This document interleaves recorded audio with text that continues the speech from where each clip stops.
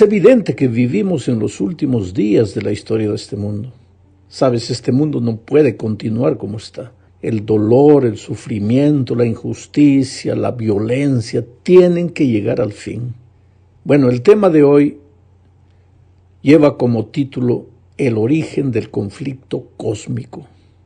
Porque te digo una cosa, todas las cosas malas que suceden en la Tierra son consecuencia de este conflicto cósmico. ¿Sabes? Hay una lucha invisible entre el bien y el mal. Existe una lucha invisible entre Cristo y Satanás. Es una lucha espiritual. No es con bombas y cañones. Y el territorio de este conflicto es la mente y el corazón del ser humano. Pero la pregunta crucial es, ¿cómo empezó este conflicto? ¿Dónde empezó? ¿Por qué empezó? ¿Cómo apareció el mal? Sabes, el origen del mal no tiene explicación. Si lo tuviera, pues sería justificable, pero nada justifica el hecho de que un ángel perfecto como Lucifer hubiera dado cabida al pecado en su corazón. ¿Por qué quiso Lucifer todo para él? ¿Por qué no le fue suficiente lo que él era y lo que él tenía? La Biblia no explica la razón, simplemente narra los acontecimientos de la manera que ocurrieron. Y yo siempre digo, hay que respetar el silencio de Dios. Si Él no explicó detalles, es porque lo que está dicho en su palabra es lo suficiente. Pero para entender un poco este asunto, necesitamos leer Ezequiel capítulo 28, versículos 14 al 17. Dice, tú querubín, grande protector, yo te puse en el santo monte de Dios. Allí estuviste en medio de las piedras de fuego te paseabas, perfecto eras en todos tus caminos, desde el día en que fuiste creado hasta que se halló en ti maldad. A causa de la multitud de tus contrataciones, fuiste lleno de iniquidad y pecaste, por lo que yo te eché del monte de Dios y te arrojé de entre las piedras de fuego. Oh querubín protector, se enalteció tu corazón a causa de tu hermosura, corrompiste tu sabiduría a causa de tu esplendor. Yo te arrojaré por tierra, delante de los reyes te pondré para que miren en ti. Mi amigo, mira, hay varios pensamientos que necesitamos estudiar en este texto. El primero está en la expresión, yo te puse en el santo monte de Dios. Tú puedes ver por estas palabras que Lucifer no era un ángel común, era un querubín, estaba en el santo monte de Dios. Los querubines pertenecen a un grupo especial de ángeles. En la Biblia aparecen muchas veces en misiones especiales. Casi siempre están cerca del trono de Dios. La expresión te puse en el santo monte de Dios expresa esta idea de que Lucifer era un querubín, un ángel especial. Otra frase del texto dice, perfecto eras en todos tus caminos, desde el día en que fuiste creado hasta que se halló en ti maldad. Ahora, este es otro pensamiento interesante, porque Dios no creó al diablo. Él era perfecto. Dios creó un ángel perfecto. Pero entonces viene la pregunta, ¿por qué un ángel perfecto daría cabida al mal en su corazón? Déjame ponerlo de esta manera. Para ser perfecto, Lucifer necesitaba ser libre, y para ser libre tenía que tener la capacidad de escoger, si no, ¿cómo sería libre? Bueno, para poder escoger era necesario que hubieran dos caminos, la posibilidad del bien y del mal. Si solo hubiera la posibilidad del bien, ¿cómo o entre qué podría haber escogido Lucifer? Y si no pudiera escoger, no sería libre, y no siendo libre, no sería perfecto. Ahora, ¿eso quiere decir que el mal ya existía antes? No, claro que no, porque la posibilidad de no es él. Te voy a dar un ejemplo. Todos nosotros tenemos la posibilidad de contraer SIDA. Claro que sí. Ahora, ¿eso quiere decir que estamos con SIDA? Claro que no, porque la posibilidad de no es él. Entonces, ¿por qué Lucifer, pudiendo haber escogido la posibilidad del bien, escogió la del mal? Pues eso es un misterio. Pablo, escribiendo a los tesalonicenses, le llama al surgimiento del mal el misterio de la iniquidad. Hay un pensamiento más en el texto de Ezequiel que leímos, y ese pensamiento nos presenta la causa de la decisión equivocada del pecado de Lucifer. El texto menciona dos causas. La primera es tus contrataciones. y la segunda es tu hermosura. La palabra contrataciones viene del hebreo rekulah, que significa literalmente vender, traficar, cambiar. Pero tú solo puedes vender o cambiar lo que es tuyo. Sin embargo, Lucifer, como tú y como yo, no era dueño de nada, era apenas un ser creado. Sin embargo, el hecho de estar siempre cerca al trono de Dios y gozar de la confianza divina hizo que en algún momento él comenzara a sentirse dueño de lo que Dios le había confiado. Entonces empezó a traficar, esto es, a vender ilegítimamente lo que no era suyo. Y cuando una persona hace repetidamente la misma cosa, con el tiempo pierde la noción de lo que es correcto y lo acepta como normal. Ese fue el primer problema de Lucifer, que él se apoderó de la vida que era de Dios. Ahora, el segundo problema, la segunda causa de su pecado fue su hermosura, dice el texto bíblico. El original hebreo da la idea de esplendoroso, brillante. Bueno, belleza, esplendor y brillantez podrían haber sido una bendición en las manos de Lucifer, y sin embargo fueron su desgracia. ¿Explica eso por qué a veces Dios no nos confía algunos talentos? ¿No podrían ser la tragedia de nuestra vida si recibiéramos esos talentos? Por eso, querido, yo te digo una cosa, acepta el hecho de ser como eres. Dios nunca se equivoca. Tú, con lo que eres, de la manera que eres, con lo que tienes o no tienes, eres lo más precioso a los ojos de Dios. Sé feliz así, aprende a hacerlo, no andes por la vida quejándote de no ser más alto, más bajo, o más gordo, o más flaco. Simplemente sé tú mismo y serás feliz. Bueno, el pecado no se quedó solo en el cielo, sino que se trasladó a la tierra. Esta es la segunda parte del estudio. Génesis capítulo 3, versículos 1 al 7, relata cómo Adán y Eva fueron engañados. En realidad, lo que ellos decidieron fue andar solos por su cuenta, seguir sus propios caminos. Ellos, Adán y Eva, como todos nosotros, habían sido creados para andar con Dios. Pero en el momento de la tentación, el diablo se presentó a ellos y trató de llevarlos a tomar una decisión equivocada. Les dijo que si comiesen del fruto serían igual a Dios. Y esa idea pues les pareció fascinante, tan fascinante que decidieron seguir su propio camino. Pecaron. ¿Sabes? Una de las palabras hebreas para pecado es la palabra awón, que significa apartarse del camino, extraviarse, andar errante. Cuando ellos pecaron, Adán y Eva se separaron de Dios, abandonaron el camino de Dios, escogieron su propio camino y se volvieron errantes. Se extraviaron del camino. Pero hay algo que debemos tener en cuenta. Adán y Eva no podrían haber dicho que no sabían que existía un enemigo que trataría de destruirlos. La Biblia no lo dice explícitamente, pero cuando Eva le dijo a la serpiente que el Señor les había dado un permiso para comer cualquier fruto del huerto, menos del fruto de aquel árbol, estaba declarando que ella sabía perfectamente lo que Dios le había dicho antes de que la serpiente apareciera.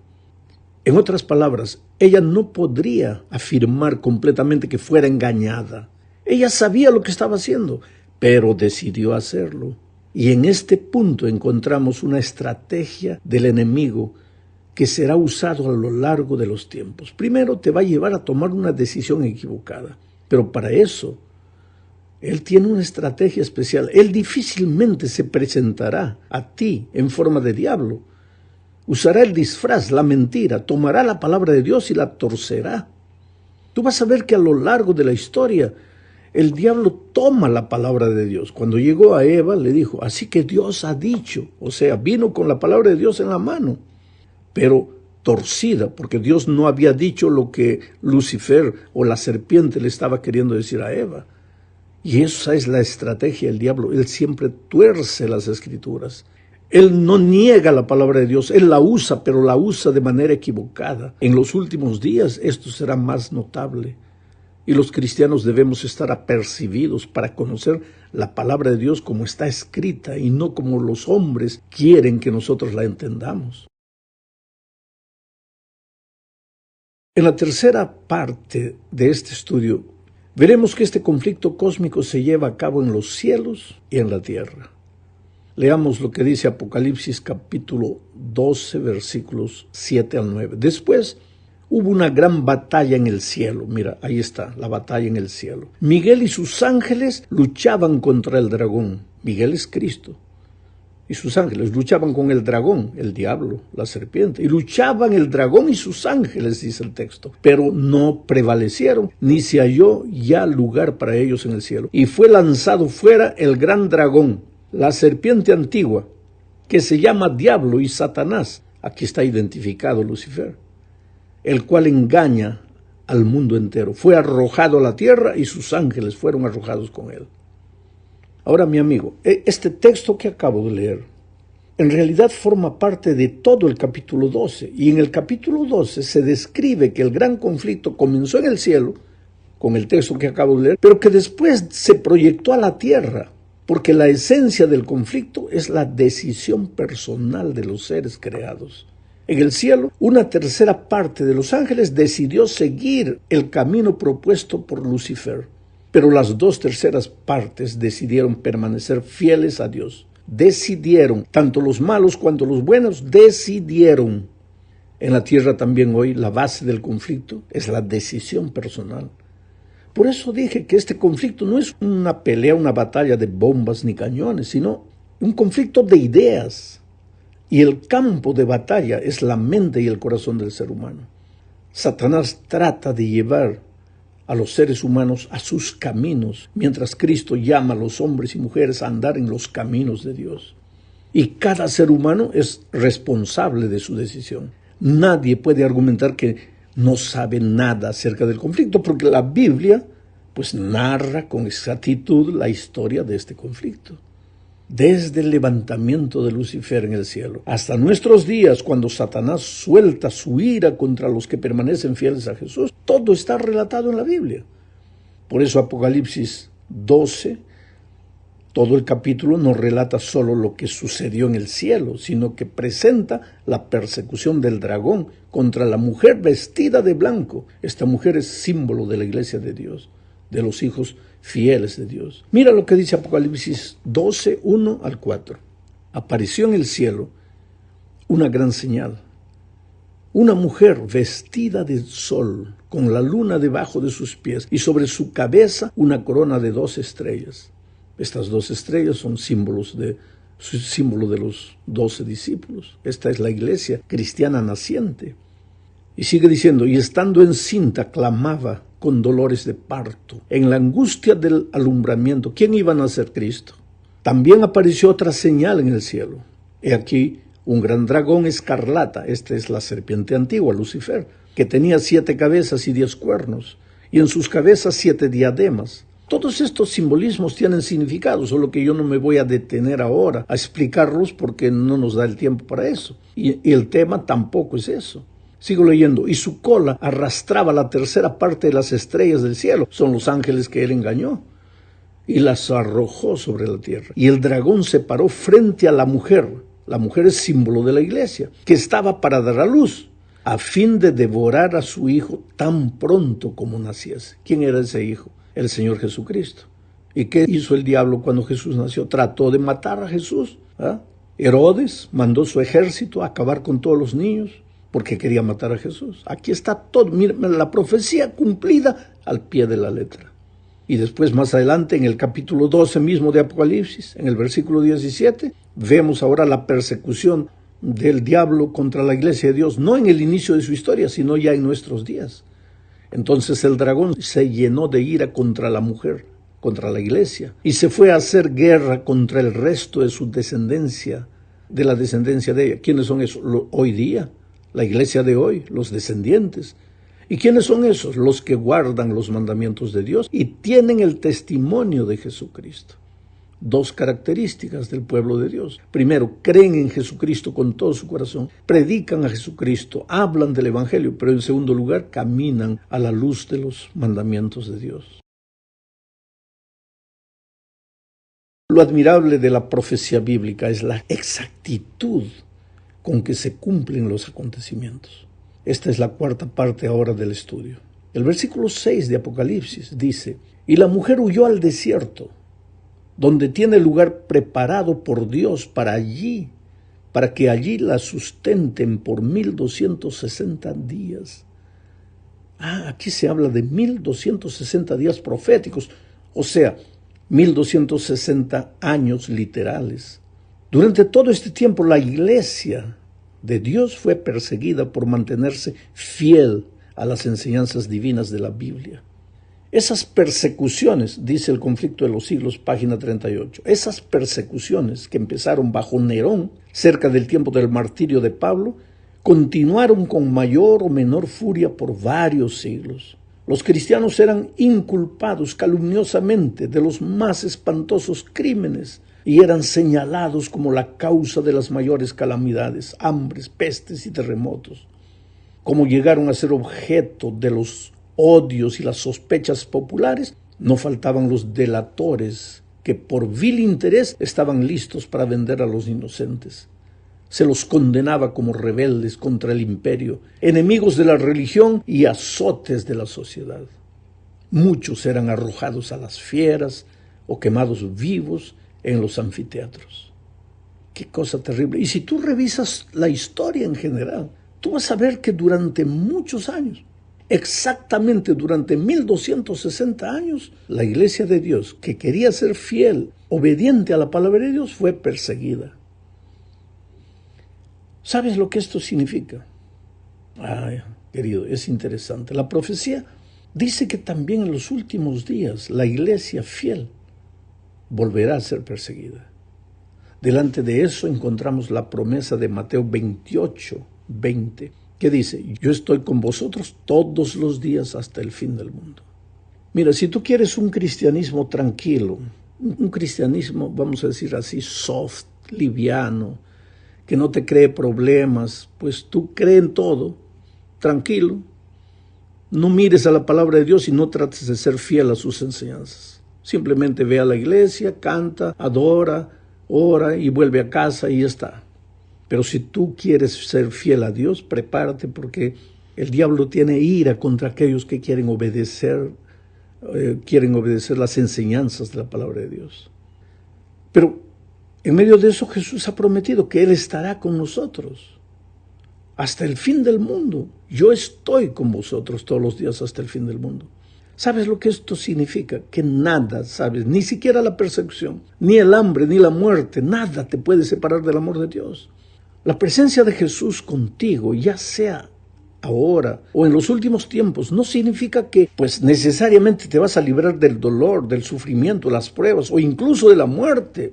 Nunca se te prometió, Jesucristo nunca prometió en su palabra que por haberlo aceptado estarías libre del dolor, del sufrimiento en esta vida. Pero lo que Él ha prometido es que en medio del dolor tú nunca estarás solo.